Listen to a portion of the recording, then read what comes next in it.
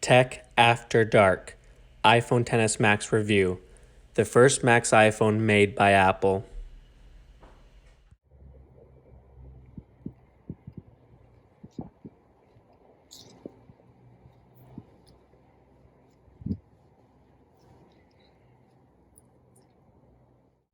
The iPhone XS Max was my phone for the past year or so.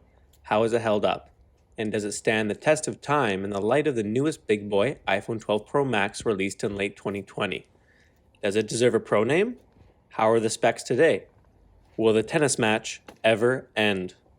These are some of the far-fetched questions I'll be answering in this video. Welcome to Tech of All. The iPhone XS Max Revenge Story. Released 2018, September 21st, with iOS 12. These iPhone releases are the 12th generation flagships from Apple. They sold about 87 million iPhone XR, XS, and XS Maxes. Almost every resident of Canada could buy all three iPhones each. The iPhone XS Max was the first plus-size iPhone with the newer bezel-less design. Initially, iPhone XS Max had a few issues at launch. They had reception and connection issues. That affected LTE, Wi-Fi, and Bluetooth.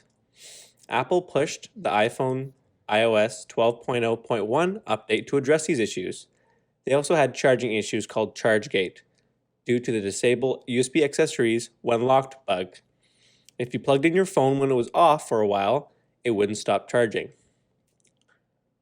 Only when you turn on the screen it would begin charging. This was also fixed with the iOS 12.0.1 update.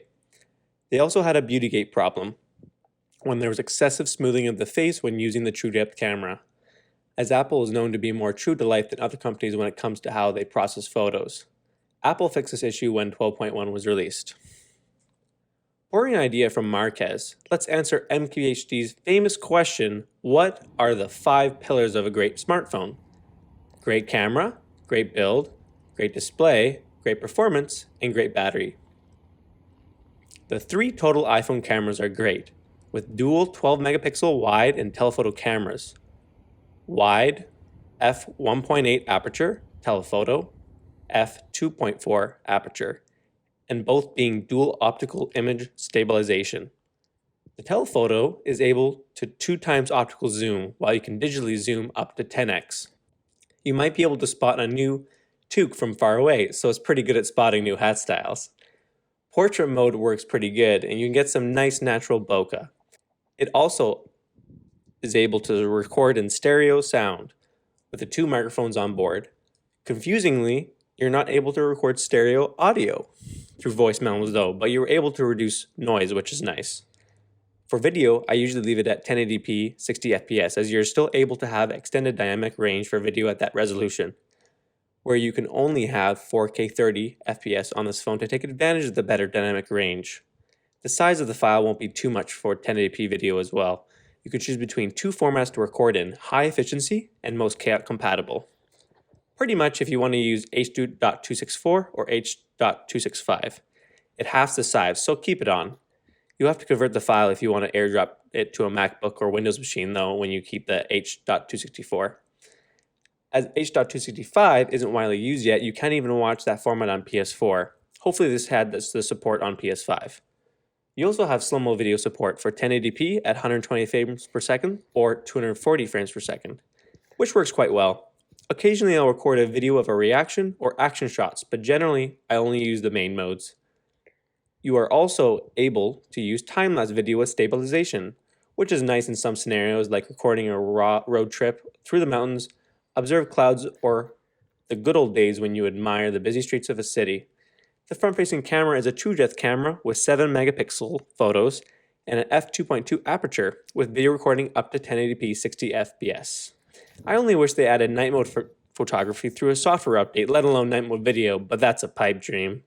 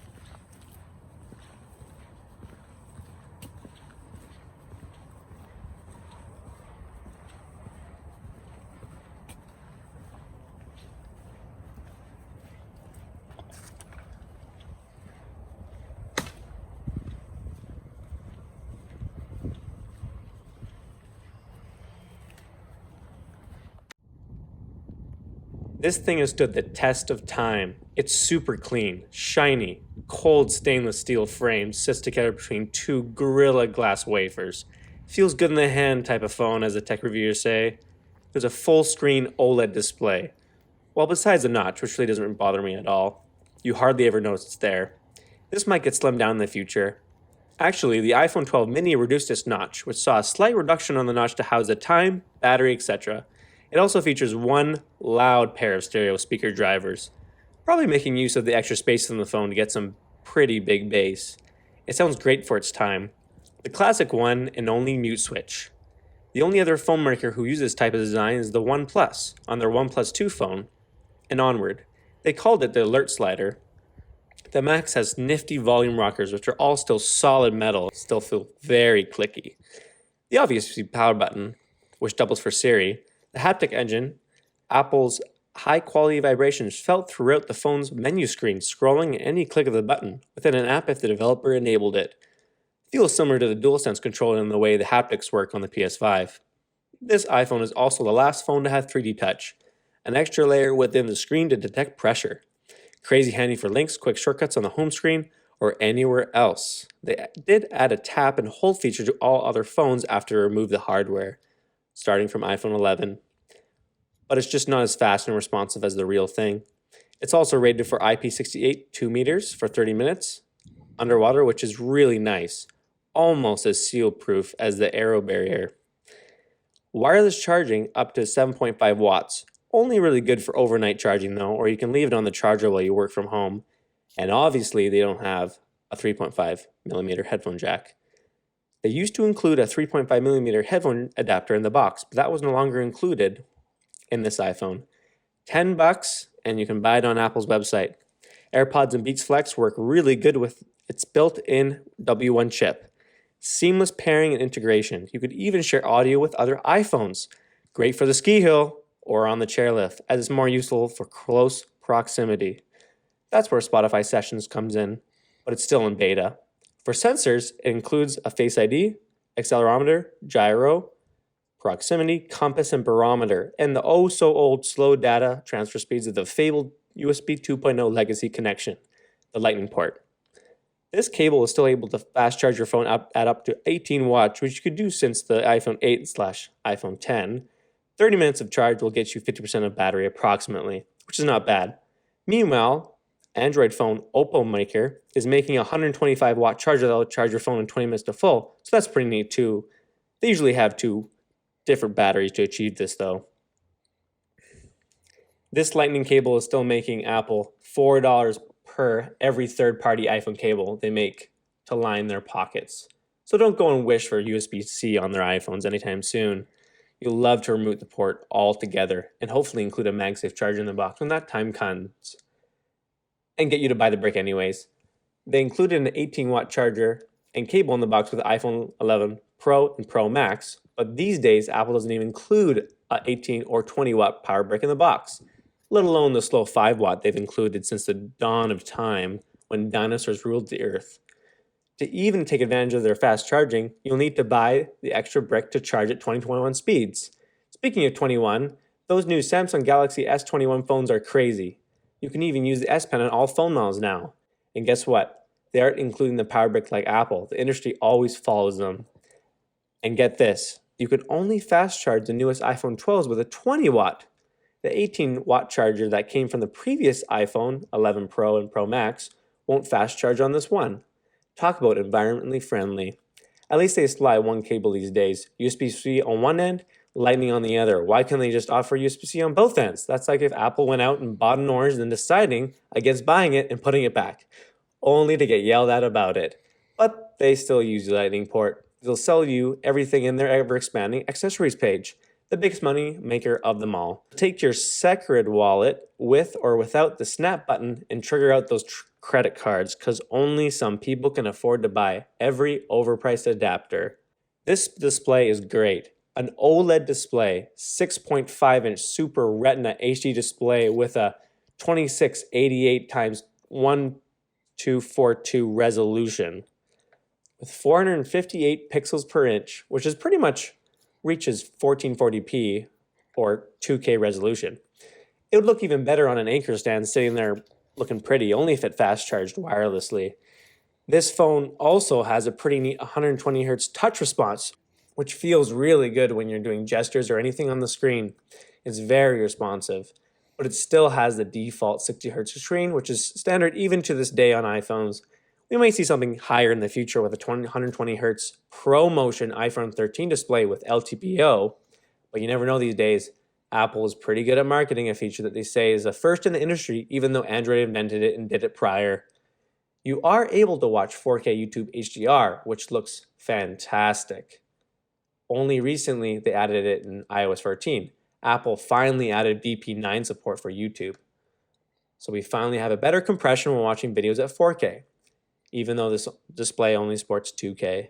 It has a 1,000,001 contrast ratio, 625 nits of brightness, along with True Tone and a wide color display P3 wide gamut. It also has HDR with Dolby Vision, HDR10, and a newly added HLG. Dark mode looks fantastic on this display. All of Apple's native apps support it, along with most third-party apps. Some apps like Amazon don't support it at all, though, and Google Maps only supports it when you're en route. So we're not in the perfect world of darkness yet. The good kind of dark, having dark mode on iPhone, is said to give about 30% more battery life, according to PhoneBuff, which is pretty substantial. It's also easier on the eyes. Night shift is also a godsend. Sunset to sunrise every day. One thing to note, don't smash the screen. You'll be paying $429 Canadian for a new one installed, which is pretty close to another used phone like this. Or you'd have to pay $779 Canadian to repair the back glass. Talk about environmentally friendly. The performance on this phone is great. A12 Bionic chip with a second generation neural engine. This is the Core 4. Very similar design to the new M1 chip. It can export and render out any 4K video in minutes. This chip has a 7nm architecture. Hexa-core, 2 times 2.5 GHz Vortex plus 4 times 1.6 GHz Tempest. Apple GPU 4-core graphics. Funny enough, the newest RTX 30 series graphics cards are only using 8nm, while AMD uses the same 7nm on this 2018 phone on their 6000 series graphics cards. They're from another universe like C138 when it comes to their performance. Top-notch stuff. It's running iOS 14.3 currently. Runs widgets really nicely, and I'm assuming you're able to update to around iOS 18 onward. You have about 5 years of plus updates on this iPhone these days, like buying a pair of Redback boots and having them for life. Plus, you get more traction in the snow. Pretty stable on all fronts. One thing to note though, I realized when I open up the camera, it can sometimes not light up the way you want it. Much darker than it should be, so relaunching it usually solves that issue. And as the camera uses so much power after closing it, opening other apps in RAM, we'll have to reopen it as if it was the first time opening it cold. This phone comes with the modem Intel PMB9955, or as you call it, XMM7560. Talk about naming. This phone came with 64 gigabytes standard to 512 gigabytes of NVMe storage with 4 gigabytes of LPDDR4X RAM. They go crazy with acronyms like the GMC Sierra AT4, one level below Denali though. At least you can drive on ice going around the corner. I just wish they had gotten at least 256 gigabytes of standard storage, but the iPhone 12 does have 128 gigabytes of standard storage on the Pro level iPhones. Using iCloud helps to alleviate this issue. Also, Face ID works really good, but it's annoying when you need to use your phone to Face Max. Works flawlessly otherwise, though, in brightest day and blackest night. Thank you, Ryan Reynolds. On Geekbench 5, single core score of 1,112 and a multi-core score of 2,193 during this year. So pretty close to M1 performance standards. The battery life on this phone is pretty good, but you'll be able to get about 6 hours of screen on time with heavy use, or 8 hours on average. Not as good as 20 hours on the M1 MacBook Pro watching video, but you can't complain. It included a lithium-ion battery with 3,174 milliamp hours, with USB power delivery 2.0 on all iPhones since iPhone 8 or so, and Qi wireless charging. FaceTime video does burn this battery pretty good though, so don't expect it to last all day if you're planning on using the mic, camera, and Wi-Fi at the same time to talk to a loved one. I usually just fast charge if I need to boost in a day, or leave it on the low power mode and it lasts you the entire day without charging. The built-in Shortcuts app lets you bring in new features onto your phone. You can make your phone go into low power mode earlier and get battery life out of your usage. iPhone also adds an optimized battery charge to all iPhones, which slowly charges throughout the night and only charges past 80% when you need it. I've got about 93% battery health, and I've been using this feature for a while. I've had this phone for over a year now.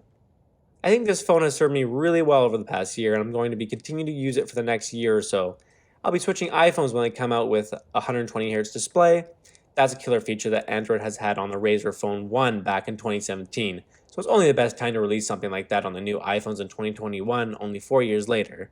I also recommend anyone looking for a big iPhone to get this iPhone XS Max, but make sure to use a life-proof case of sorts with a lifted case lip design. Even make it a green outline for an added design touch, so the screen won't be damaged. I'll be getting updates for the next few years, so I won't be missing out on any cool features they reinvent, as I'll continue to add cool inventions in my Notes app in the meantime. The battery has been lasting me lately, and the cameras are amazing in sunlight, along with the crazy good video recording. I highly recommend picking up this iPhone XS Max on the used market. They're going for cheap these days, and you can snag one from any marketplace. Thanks again for watching, and I hope you enjoy my first video.